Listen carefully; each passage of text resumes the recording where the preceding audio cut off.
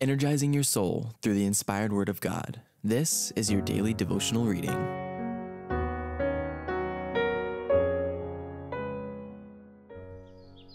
This Day with God, a devotional by Ellen White, November 29th, the Ministry of Heavenly Angels. Come, all Christians, be committed to the service of the Lord. Make your lives to Him more fitted. Tune your hearts with one accord. Come into His courts with gladness. Each His sacred vows renew. Turn away from sin and sadness. Be transformed with life anew. The Ministry of Heavenly Angels. Are they not all ministering spirits, sent forth to minister for them who shall be heirs of salvation? Hebrews chapter 1, verse 14. The Lord does not leave in darkness those who follow all the light given them, but sends His angels to communicate with them. Cornelius was living in accordance with the instruction given in the Old Testament scriptures, and the Lord sent a messenger to tell him what to do.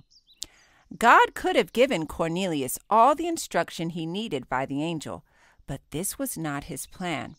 His purpose was to place Cornelius in connection with those who had been receiving knowledge from on high, whose work it was to impart this knowledge to those seeking for light. Thus, God always deals with His people. Send men to Joppa, the angel said, and call for one Simon, whose surname is Peter. He lodges with one Simon a tanner, whose house is by the seaside. He shall tell thee what thou oughtest to do. Acts chapter 10, verses 5 and 6. Cornelius obeyed the instruction given him. He united with the church and became a useful and influential laborer together with God. This instance should be a comfort and strength to us. Let those who are in the service of God study closely the relation existing between heaven and earth. Heavenly and earthly instrumentalities are to unite in the great work of communicating light to those who are in darkness. Heavenly angels are to communicate blessings to us, and we, in turn, are to impart them to our fellow beings. Notice the commendation given to Cornelius. Thy prayers and thine alms are come up for a memorial before God. His faithfulness was recognized in heaven. God saw that he was a man fit to be entrusted with greater light and larger responsibilities because he had made a right use of the talents lent to him. We are to regard our stewardship as a sacred responsibility.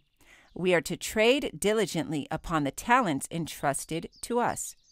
As we do this, God will recognize our faithful endeavor and will give us increased ability for service. God is seeking to prepare His people to bear fruit to His glory. Paul says, "We are laborers together with God. Ye are God's husbandry. Ye are God's building." This Day with God, November 29th.